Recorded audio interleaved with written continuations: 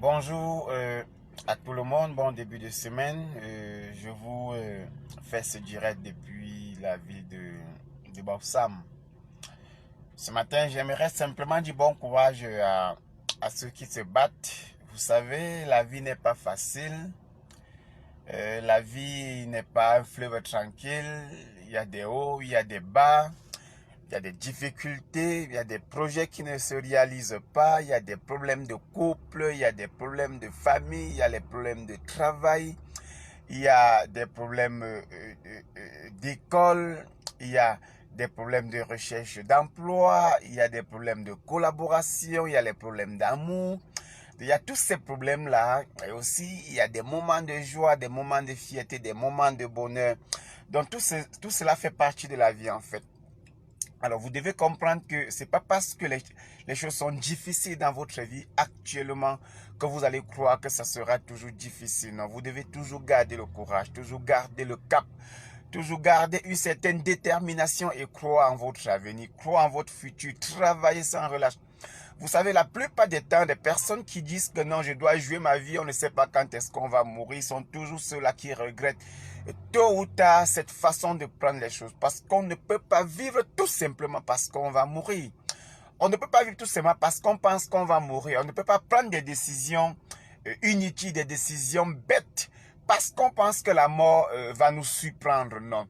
Il faut bâtir sa vie de telle sorte que si elle ne nous profite pas à nous-mêmes, elle profitera à nos enfants, elle profitera à la communauté, elle profitera à notre famille. Il faut travailler sans repos, pas parce qu'on n'a pas besoin du repos, pas parce qu'on ne doit pas dépenser ce qu'on travaille, mais parce que, puisqu'on ne sait pas quand est-ce qu'on va mourir, il est encore préférable de travailler durement et de mourir sans consommer que de ne pas travailler et vivre dans la souffrance. Parce que je vois beaucoup de personnes blaguer, jouer avec leur vie sous prétexte que la mort va leur arriver d'un moment à l'autre.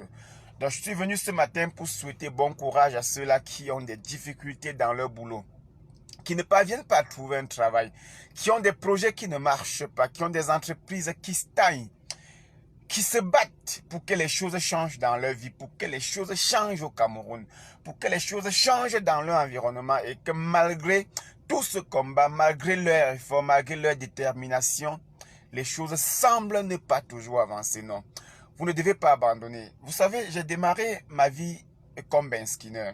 C'est comme ça que j'ai démarré ma vie. Ça dit que le temps que j'étais commerçant, c'est quand j'étais encore sur les bancs. Mais quand je suis parti de l'école, j'ai commencé le benskin. C'est vrai que même à une certaine époque, quand j'étais encore sur les bancs, je faisais déjà la moto. Mais j'ai fait le benskin dans les rues de Douala. Ceux qui connaissent Village Ndorpassi, premier entrée bord de 10, connaissent que moi, je fus l'un des plus grands benskinners du quartier.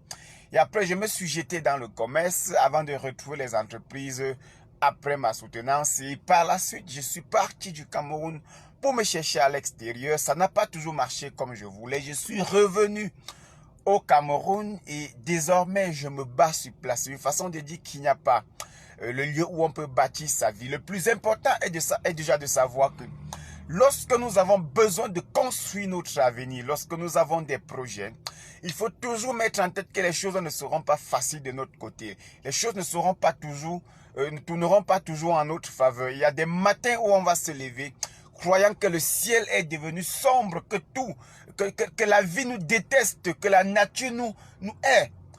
Mais lorsqu'on fournit davantage d'efforts, on s'en rend toujours compte qu'une porte favorable finit toujours par s'ouvrir devant nos yeux.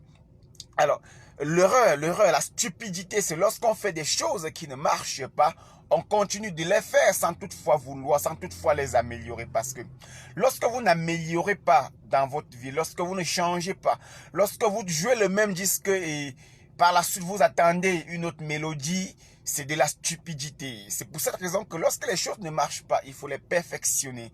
Il faut se battre pour les réorienter, pour les réorienter, pour les rediriger, pour les redéfinir. Il faut souvent changer de cap. Il faut bien observer et dire, est-ce que j'ai fait les choses de la bonne des manières avant que ça ne marche pas? Ne restez pas stable, ne soyez pas comme le régime de Yaoundé qui parle de la préservation des acquis. Ne soyez pas immobile, ne soyez pas inerte. vous devez vous lever, vous devez changer, vous devez ranger les choses autrement. Parfois même dans notre maison, on est fatigué de voir le canapé sur le même endroit. On est fatigué de voir la télévision sur le même endroit. Parfois, on est fatigué tout simplement. On est fatigué de sa maison parce que les choses sont restées pendant beaucoup de temps sur le même endroit. Et on a comme l'impression que sa vie elle-même finit toujours par devenir comme notre salon. Alors il y a des matins où on décide d'enlever tout, de mettre à l'extérieur, de laver la maison et de repositionner. Cela donne un nouveau dynamisme, une nouvelle façon de vivre dans votre maison. Donc votre vie doit être comme ça. La recherche d'emploi, vous ne devez pas rester sur un couloir. Oui, vous avez un BTS en ressources humaines, mais postulez aussi dans beaucoup d'autres choses. Vous pouvez vendre dans une boulangerie, vous pouvez vendre dans une quincaillerie, vous pouvez servir dans un snack bar. Vous pouvez gérer un point mobile money malgré votre diplôme en ressources humaines. Vous êtes bâti, vous avez ouvert un service de collage de roues, vous avez ouvert une boutique, vous vous êtes acheté une moto pensant que c'était le début du sourire dans votre vie et que cela n'a pas marché. Non. Si ça ne marche pas, malgré le fait que vous ayez investi dans votre service de collage de roues, vous pouvez aussi regarder ailleurs. Vous pouvez aussi tourner votre visage ailleurs. Parce que les choses ne marchent pas souvent dans notre vie parce que nous refusons de nous rendre plus dynamiques. Nous pensons que nous sommes déjà beaucoup battus. Non, il y a un moment où, si tu réfléchis, quand tu décides de t'ouvrir à la réflexion, tu t'en rends compte que ton cerveau n'est même pas encore utilisé à 5%. Quand tu décides un matin, par exemple, de créer les idées d'affaires, ça dit que tu dis chaque jour, j'écris 10 idées. Je me lève le matin, je dis, bon, je vais faire dans du bois décoré. Demain matin, je vais faire un fast-food mobile.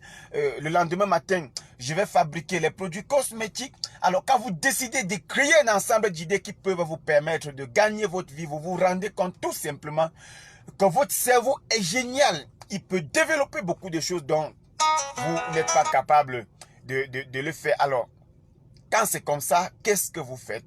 Vous vous repliez, vous vous décidez. Vous prenez votre courage, vous redéfinissez les paramètres de votre vie et vous vous lancez. C'est aussi simple que ça. Les choses...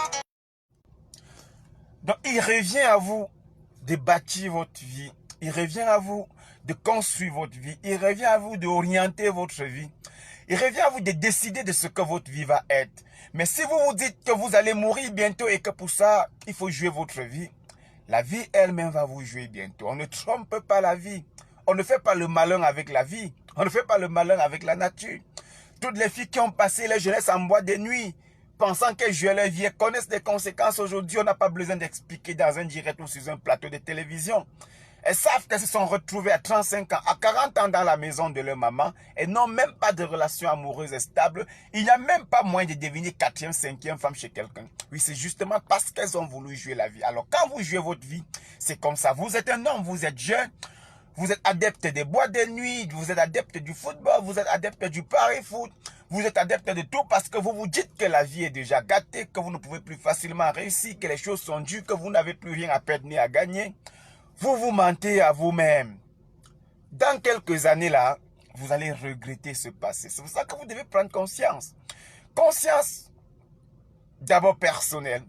Conscience sur le plan social, sur le plan communautaire, sur le plan familial.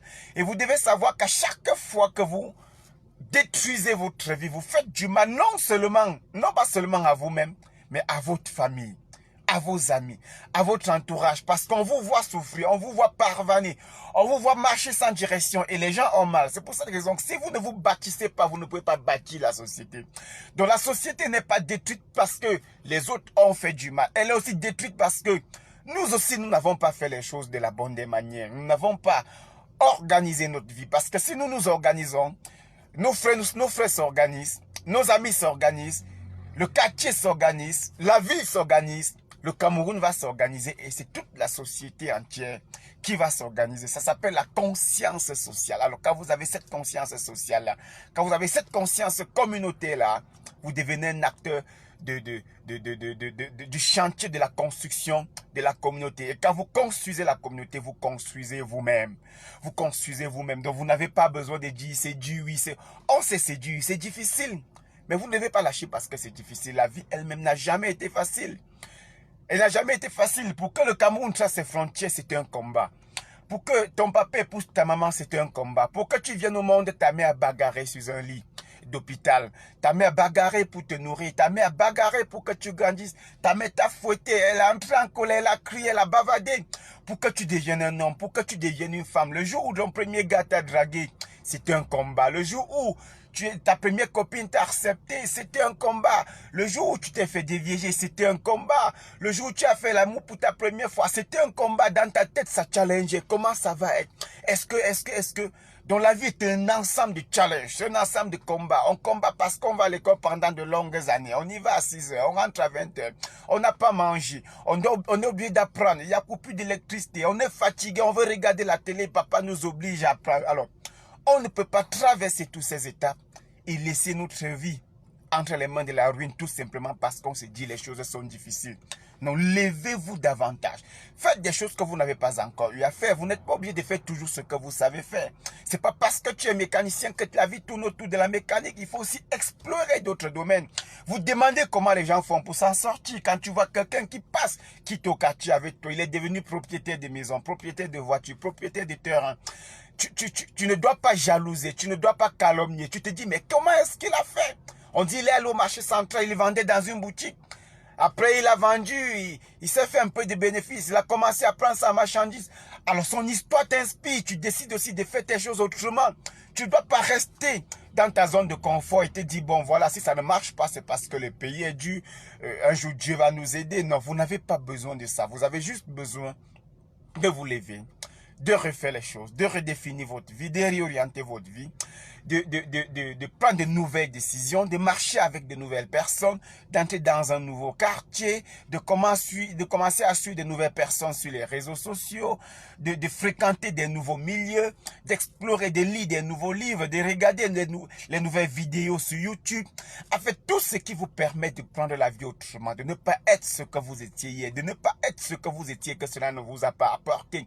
Parce que l'absurdité, c'est quand après 15 ans dans une activité, on n'a pas émergé, on espère qu'on émergera un jour. Non, c'est absurde parce que après 1 an, après 2 ans maximum dans une activité, elle doit commencer à générer de l'argent.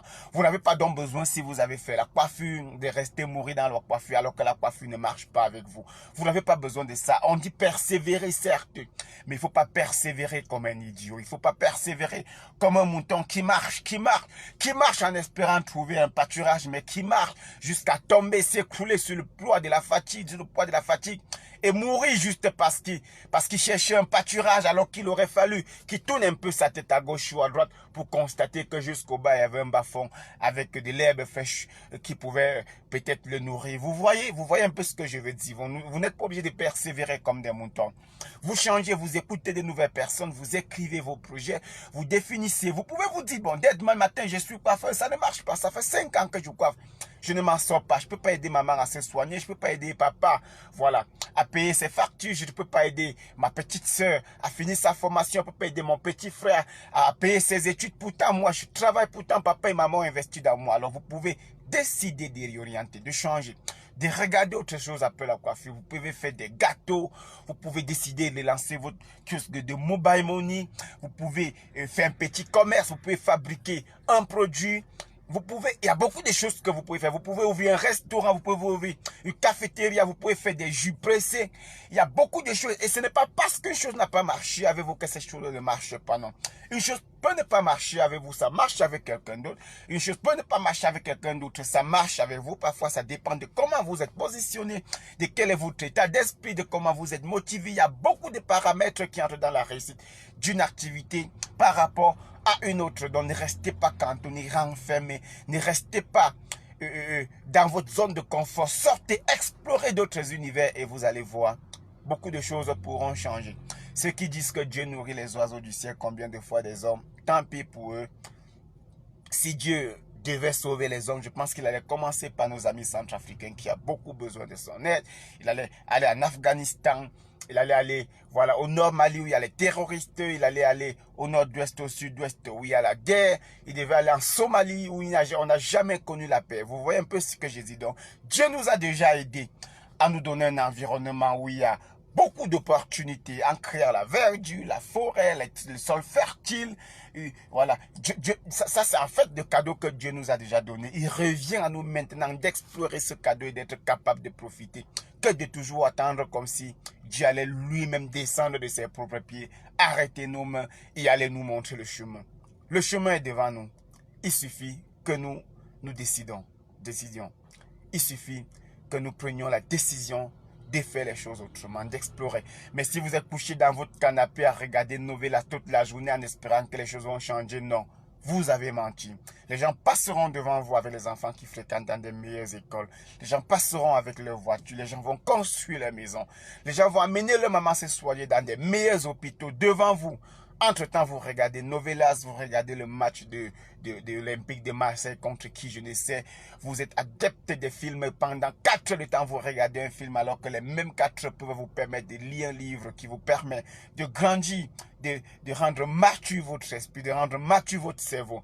Donc, il revient à vous de bâtir votre vie. Vous pouvez vous lever le matin, vous partez à quoi? Au supermarché, vous partez au marché central, au marché Mbopi, à Bonanjo. Vous observez ce que les gens font. Comment est-ce qu'ils font pour s'en sortir?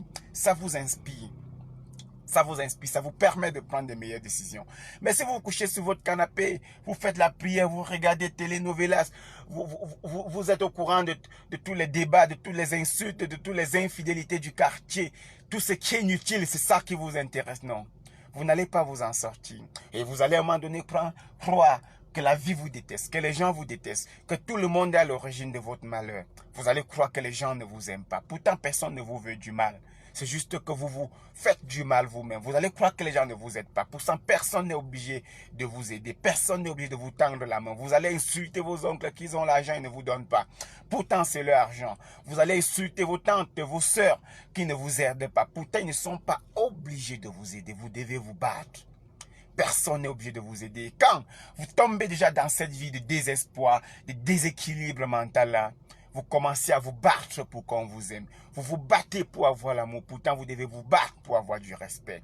Vous êtes obligé parfois de caler dans des mariages qui ne vous aident pas. Parce que vous ne savez pas où vous allez partir du mariage et aller faire. Vous n'avez pas d'autre perspective. Le mari peut vous battre, vous ne bougez pas. Vous êtes obligé de vivre avec des femmes qui ne vous respectent plus, qui ne vous honorent pas. Mais vous avez peur qu'elles partent parce que vous n'avez plus d'autres opportunités. Vous ne savez même plus si notre femme peut vous accepter. Parce que votre situation est devenue instable et invivable. Alors quand vous commencez à mener cette vie, on ne peut pas dire que vous vivez. Vous vivotez. Maintenant, chacun peut arrêter de vivoter. Il suffit de limiter ces temps de distraction, de limiter ces temps de superflu et d'accorder de l'importance à sa vie. On peut avoir 40 ans, 50 ans, 60 ans, 70 ans. Mais lorsqu'on a pris conscience et qu'on a franchi l'étape de l'ignorance, on décide de faire les choses autrement. On retrace sa vie. On réouvre sa vie. On recadre sa vie. On fixe les bases de sa vie. On oriente sa vie. On décide d'enlever tout ce qui ne nous aide pas. Tout ce qui ne nous donne pas un plus dans notre vie. On les met de côté et on redéfinit les bases de la vie. Quand vous faites ceci, vous allez voir les choses changer autrement. Ok. C'est depuis Borsam que je vous donne ce petit message du matin, ça c'est lundi. Qu'allez-vous faire de votre journée? Qu'allez-vous faire de votre semaine? Qu'allez-vous dire à ceux qui sont autour de vous? Est-ce que vous avez tracé le plan de votre vie cette semaine? Est-ce que vous savez ce que vous allez faire aujourd'hui pour gagner un peu d'argent? Est-ce que vous savez ce que vous allez faire cette semaine pour gagner un peu d'argent? Si vous ne savez pas, commencez à chercher. Commencez à réfléchir. Faites bouger le cerveau. Il est capable de beaucoup de merveilles dont vous ne pouvez imaginer. Mais si vous voulez aller lire les livres du développement personnel sans vouloir appliquer, aller écouter les paroles de l'évangile sans comprendre le fondement, aller écouter les discours, aller écouter des amis qui bavardent au quartier, votre vie dépend de vous. Quand vous échouez, vous êtes d'abord le premier responsable. Vous souffrez, vous faites souffrir vos enfants, vous faites souffrir vos parents, vous faites souffrir vos frères et sœurs, juste parce que vous avez décidé de ne pas faire les choses. Prenez de la hauteur. Prenez de la hauteur dans vos vies. Construisez de la hauteur. Devenez de grandes personnes. Vous n'êtes pas obligé de dire président, oh président. Non, vous n'êtes pas obligé de dire oh grand, oh la mère. Non, vous n'êtes pas obligé de dire ça. Bonjour monsieur. Bonjour tonton. Bonjour président. Est-ce que posez des vraies questions. Rendez-vous sérieux, les gens vont vous respecter. Mais si vous voyez n'importe qui, donne-moi une bière, non, non, personne ne vous respectera avec ça. Vous n'êtes pas obligé de demander une bière aux gens, ça coûte 500 francs, vous pouvez acheter, vous buvez vous-même. Vous n'êtes pas obligé de demander 100 francs, de demander 1000 francs. Vous n'êtes pas obligé que tout le monde sache que vous avez des problèmes. Parce que quand vous êtes dans votre vie, vous vous prostituez mentalement, moralement et même spirituellement, vous ne vous rendez pas compte. C'est pour ça que beaucoup de femmes ont fait des rapports sexuels avec des personnes dont elles n'avaient pas besoin. Juste parce qu'elles souffraient. Beaucoup d'hommes. Autrement. Au revoir les gars. Battez-vous à faire des choses autrement dans votre vie. Bonne journée.